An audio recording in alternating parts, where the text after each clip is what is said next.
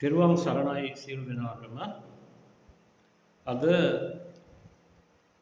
මාගේ වීඩියෝ තුළින් මා ඉදිරිපත් කරන්න බලාපොරොත්තු වෙන්නේ වර්තමාන බුද්ධිමත් තරුණ පිරිස, බුද්ධිමත් වැඩිහිටි පිරිස සහ බුද්ධිමත් වයෝවෘද්ධ පිරිසට අවබෝධ කරගන්න පුළුවන් වෙයි කියලා හිතන පරිවිඩයක්.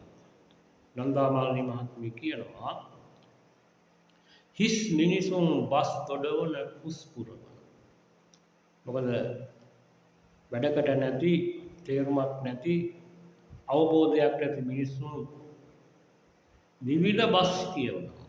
දැන් සමාජ ජාලා ගන්නකො වැඩ කරන දේවල් තමයි 90ක් තියෙන්නේ. පුස්පුරවන දේවල්, බඩ පුරවන්න පුළුවන් දේවල් තමයි ගොඩක් තියෙන්නේ. ඉතින් මේවා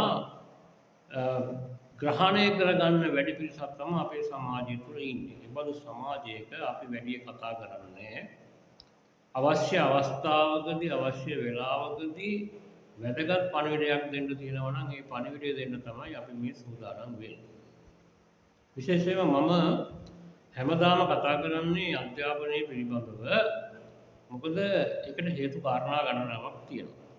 අපි අවුරුදු 30කට වැඩි කාලයක් මේ අධ්‍යාපන ක්ෂේත්‍රයේ ඉඳලා තමයි මේ කතා කරන්නේ. අපි මෙච්චර කාලයක් මේ අධ්‍යාපන ක්ෂේත්‍රය තුළ ඉඳගෙන පොල් ගෑවේ නැහැ. අපි මේ රටේ දරුවන් දහස් ගානකට, ලක්ෂ ගානකට අපි අධ්‍යාපනය ලබා දුන්නා. අපේ දරුවෝ විශ්වවිද්‍යාලවල යවුවා, නීතිඥයෝ කළා, උගත්තු කළා, කළමනාකරණ එහි දක්ෂ දරුවෝ හැදුවා. විදේශගත වෙන දක්ෂ දරුවෝ අපි හදලා තියෙනවා මේ වෙනකොට. අපි අර රැල්ලට ගහගෙන යන සමාජයක මිනිස්සු රවට්ටට ව්‍යාපාර අපි මෙච්චර කාලේ අපි මේ රටේ කරේ නැහැ. අපි කරේ අධ්‍යාපනයමයි මේ කාලය තුල කරේ. ඒ නිසා අපි මේ නිකන් ආවට ගියාට කතා කරන්නේ නැහැ මේ අධ්‍යාපන ක්ෂේත්‍රය පිළිබඳ හොඳ අත්දැකීම් ඇතුව, ප්‍රායෝගික අත්දැකීම් ඇතුව අපි මේ කතා කරන්නේ. අපි දැකපු දේවල්, දුටු දේවල් අනන්තයි, අප්‍රමාණයි. මේ අධ්‍යාපන ක්ෂේත්‍රය තුළ වෙන අසාධාරණකම්, කටයුතුකම්, කෙනෙහිලිකම්, අසාධාරණකම් අපමණයි, අප්‍රමාණයි. මේවා කතා කරන්නේ නැතුව හිටියොත් මේ රට තවත් අවුරුදු 100 ගාණක් ඉදිරියට යන්නේ ඔහොමමයි. කතා කරන්න මිනිහෙක් නැහැ. මොකද අපේ දෙමව්පියන්ට වැඩි අවබෝධයක් නැහැ. ඔවුන් ඔය පහේ සිස් අතර දුවනවා, සාමාන්‍ය පෙළ පස්සේ දුවනවා.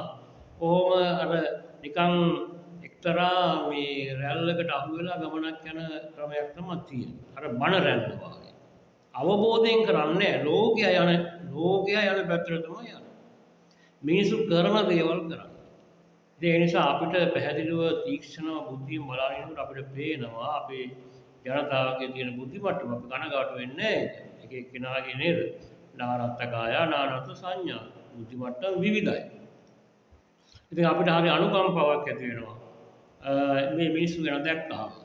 ඒ නිසා මේ ඔබ දන්නේ නැහැනේ මේ අධ්‍යාපනය පාලනය කරන මිනිස්සු මොකද කරන්නේ කියන්නේ. ඔතෙන්ට ඇවිල්ලා ඉන්නේ කොහොමද කියන්නේ.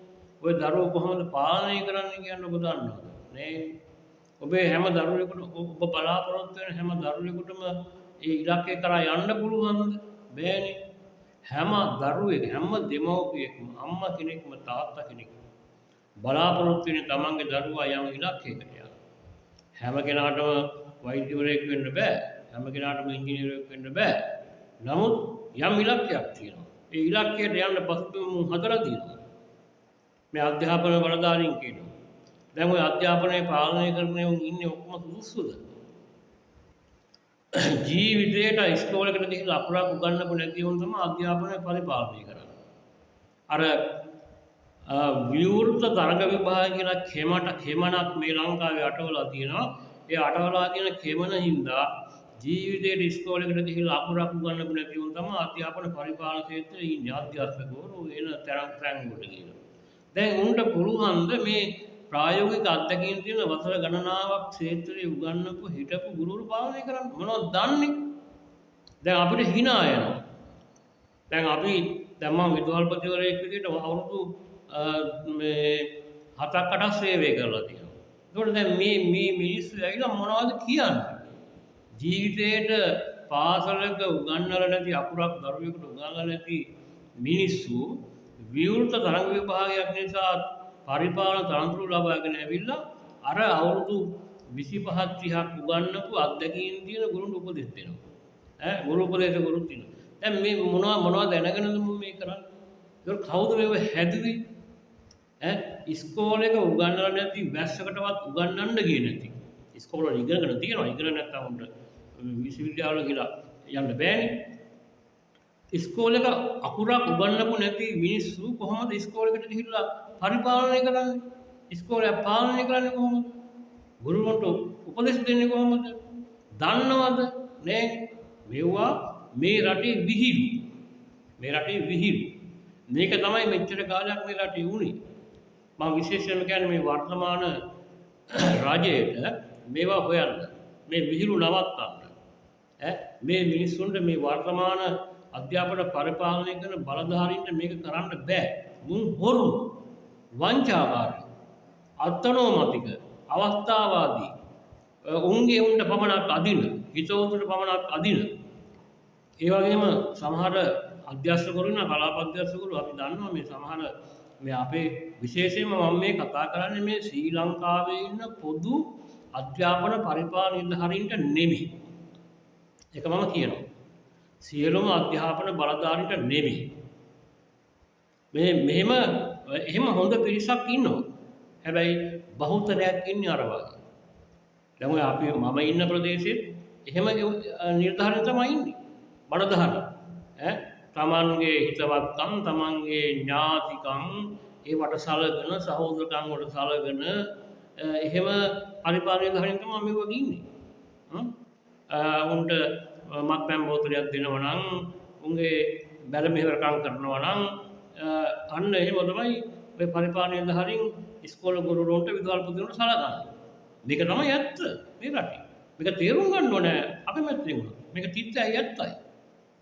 ඒක තමයි මේ රටේ වෙන්නේ. ඉතින් ඒ නිසා දැන් මේකද මේ රජයෙන් බලාපොරොත්තු වෙන්නේ. මේ පත් කරගත් රජේ. මේවා අපි කතා කරන්නේ බය නැතුව අපි දන්න හින්දා. අවුරුදු 30කටත් අධික කාලයක් මේ ක්ෂේත්‍රයේ හිටපු හින්දා අපි මේ සියල්ල දන්නවා. හැබැයි අපි කටවල් වහනවා. ඇයි අපි ක්ෂේත්‍රයේ අපිට කතා කරන්න බෑනේ. අපි කතා කරුවොත් එහෙම ඒක මාරු කරනවා. ඒක වැඩ තහනම් කරනවා. මුන්ගේ අඩුපාඩු කතා කරන්න බෑ. උන් තමයි ටයිකෝඩ් ගහගෙන උන් යාන වාහන වල නැගලා ඇවිල්ලා උන්නේ පාලනය කරන්නේ. ඕන බලුකම, ජඩකම, තීසං වැඩක්, අසික්කිත වැඩක් කරුවට කතා කරන්න ඉහිරින් එකෙක් නෑ. ඇයි? ඒ ඉහිරින් ඉන්නේ උන්. ඒවත් නවත්තනවනේ. දැන් එහෙම චෝදනාවකුත් ඒවට විමර්ශන නෑ. ඒව විමර්ශන නෑ. මොකද ඒව ඉහිර බලධාරී. මේක මේ රට ඒ තරම් තිරස්චීන තත්ත්වයට ඇද වැටලා තියෙනවා. ඒ නිසා මම හිතනවා මේ රට පාලනය කරන දේශපාලන අධිකාරිය මේ විදිහට ගියොත් නම් තවත් අර තිබ්බා වගේ රටක් තමයි හැදෙන්නේ. ඒ නිසා මීට වැඩි ඔබ අවධානය යොමු කරන්න ඕනේ ඔබතුමන්ලා මේ රටේ දියුණුව සඳහා. මොකද මේ අධ්‍යාපනය හදන්න ඕනේ. නැත්නම් මේ විහිළුවක් මේක තියෙන්නේ. මේ පරිපාලනයේ විහිළුවක්. මේ ගුරු උපදේශක තනතුරු කියලා තියෙනවා. ලබා දෙනවා මේ ගුරු අධ්‍යාපනඥ කියලා තියෙනවා. මොන විකාරයක්ද මේ? කිසි වැඩක් නැහැ මේවා. ඒවා නිකන් පල් හොරුන්ගේ ක්‍රියාකාරය. අධ්‍යාපන ක්ෂේත්‍රයේ තුලින් සම්පූර්ණ පල් හොරු. ඒ නිසා මේක හදන්න. බැරි නම් ඉරවලා දාන්න. ඒකයි. මේවට දැඩි ක්‍රියාමාර්ග ගන්න ඕනේ. මෙවුන් මේ කපා කොටා දාන්නේ මේ හොඳ ගුරුවරු, හොඳ විදුහල්පතිවරු, හොඳට වැඩ කරන අය. ඒ අයටනේ මුන් කෙනෙක් නිකන් කරන්නේ. දැන් මුන් කරන බල් වැඩ වලට කතා කරන්න කෙනෙක් නෑ. මුන් කසිපුකාරයන්ට යට වෙලා, කාලකන්ණි කුකුල් ව්‍යාපාරිකයන්ට යට වෙලා, සමහර කාලකන්ණි හැමෝම නෙමෙයි. සමහර කාලකන්ණි කුකුල් ව්‍යාපාරිකයන්ට යට වෙලා, පන්දන් අල්ලන එහෙම කාලකන්ණි જાතියක් නෙමෙයි මේ අධ්‍යාපනය පරිපාලනය කරන්නේ. මෙවුන් ගැන වග කියන්න කෙනෙක් නැද්ද මේ රටේ? මේක ශ්‍රී ලංකාව.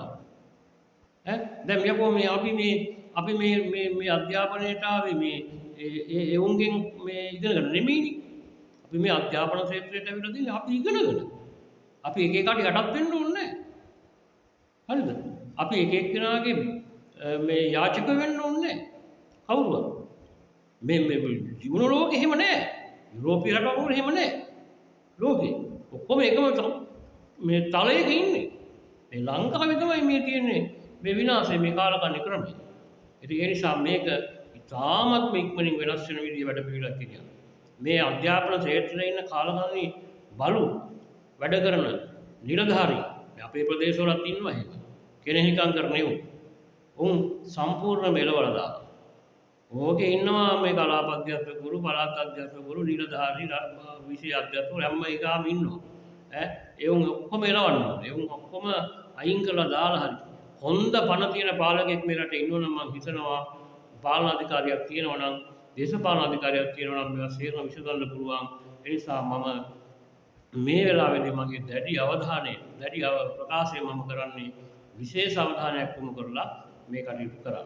ඒ වගේම මම කියනවා ඔය වැඩකට නැති කුණුහරුප හිස් දේවල් ෂෙයා කරනවට වඩා මේ වගේ වැදගත් දෙයක් ෂෙයා කරන ලංකාවට. වැදගත් දෙයක් ෂෙයා කරන්න. ඔබේ දරුවන් වෙන්නේ. ඒ වැඩ කරන්නේ නැති මොනවදද මේ සමාජ ජාලවල ෂෙයා කරන්නේ?